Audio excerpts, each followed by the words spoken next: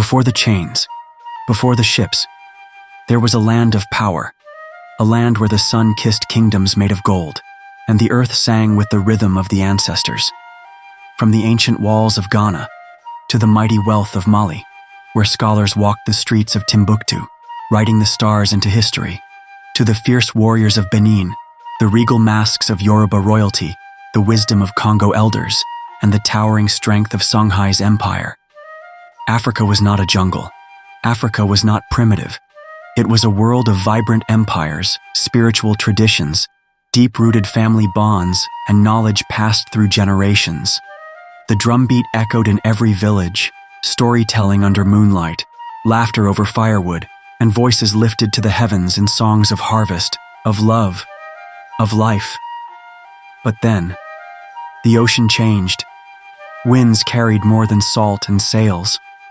They brought whispers of betrayal, of greed, of coming storms. And soon, the shadows grew, and the shackles followed.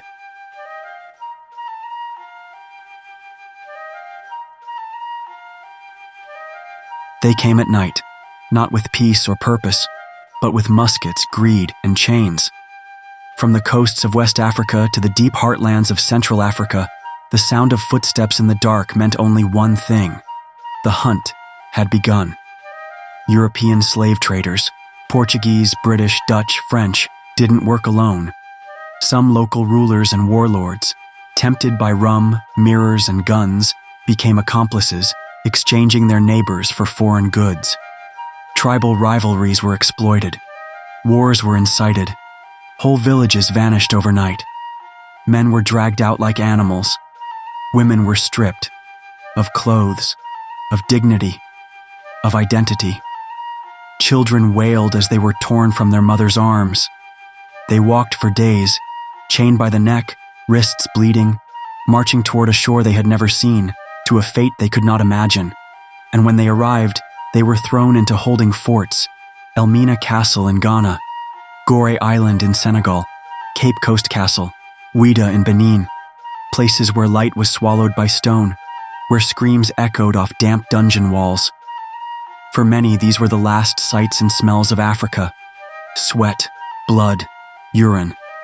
Some prayed, some resisted, some died right there, refusing to be broken.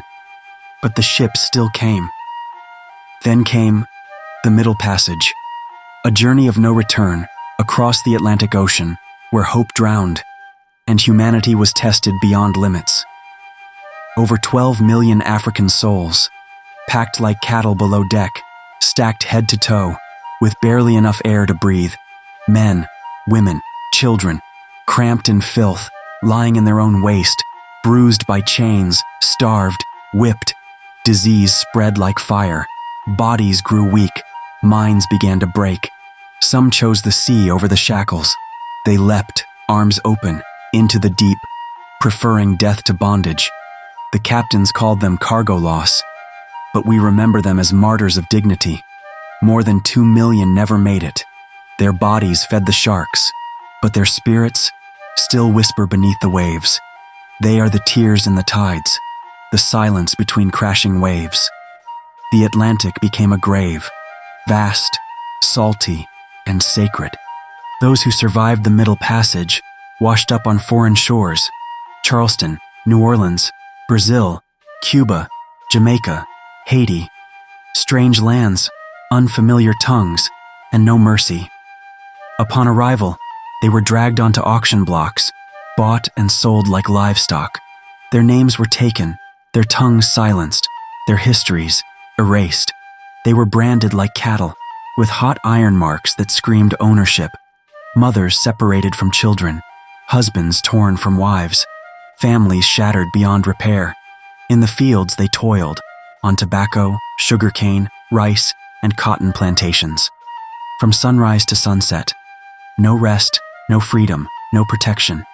They were beaten for speaking their language, whipped for practicing their traditions, killed for dreaming of freedom.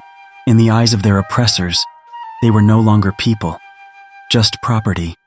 But deep in their hearts, the fire of Africa still burned. But even in bondage, Africa lived in them. They were chained in body, but not in spirit. From sun-scorched fields to candlelit cabins, echoes of the motherland beat in their hearts.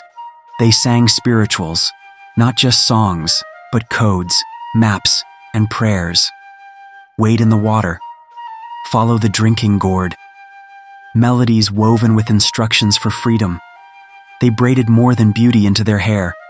They hid rice seeds from home, carrying nourishment and hope for generations unborn. In secret corners of the night, they danced barefoot beneath the stars. They whispered prayers to Ogun for strength, to Olokun for endurance, to Yamaya for protection across the waters.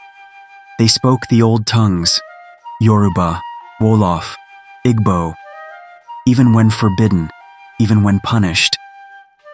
In their pain, culture survived. In their silence, legacy spoke loudest. They resisted. They refused to bow completely. When the body was chained, the spirit still ran, from whispers of rebellion to fires that could not be silenced. Nat Turner sparked revolt with righteous rage. In Haiti, the enslaved rose and overthrew an empire.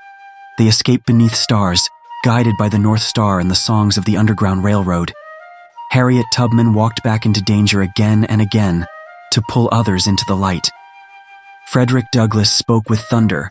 Sojourner Truth stood tall with fire in her voice and truth in her name. Then, 1865, the chains were broken. Emancipation, a word heavy with hope. But freedom didn't mean peace. Jim Crow crept in, dressed in laws. Lynching replaced lashes. Segregation, the new plantation. And still, they rose. From cotton fields to courtrooms, from whispered prayers to protest songs. The fire never died. It only spread. With each generation, they didn't just survive, they created. From roots watered in pain, a new identity bloomed. African American, they took what was stolen and remixed it into something unstoppable. Jazz, born from Yoruba drums and Southern blues. Gospel, a cry of hope rising from spiritual chains. Soul food, collard greens, yams, cornbread, seasoned with memory, flavored by the ancestors. They made beauty out of the broken. Langston Hughes wrote dreams into verses. Rosa Parks sparked revolutions with stillness. Maya Angelou rose, again and again. Malcolm spoke with fire. Martin dreamed aloud. Michelle walked with grace. Barack ran and won. From fields to freedom, from silence to legacy, they became African American, unshaken, unfolding, unstoppable. Across the U.S., Africa still breathes, not in the past, but in the pulse of the present, from Harlem to Houston, from New Orleans to Detroit. Africa dances in the streets. In Atlanta, Yoruba churches drum to the rhythm of Orisha. In Chicago, Black-owned bookstores echo with stories from Sankofa. In New York, kente cloth twirls on the subway. In New Orleans, gumbo simmers like an ancestral spell. Senegalese restaurants, Nigerian weddings, Ethiopian coffee houses. This isn't lost culture, it's living legacy. They braid history into hairstyles. They wear memory on their sleeves. Ankara, Adir, Dashiki. They speak names the ancestors would recognize. Africa never left. She transformed. She stayed. She reignited. From Africa to America. They were stolen, but never silenced. They were broken, but never destroyed. With every drum beat, with every hymn, with every poem, protest, and prayer, they transformed pain into poetry, chains into change. They became the bridge between continents, between centuries. They are the heartbeat of two worlds, and now, we are the echo. If this story moved you, subscribe to History Echoes.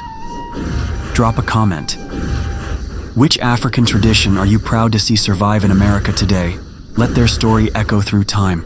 Let their voice become yours.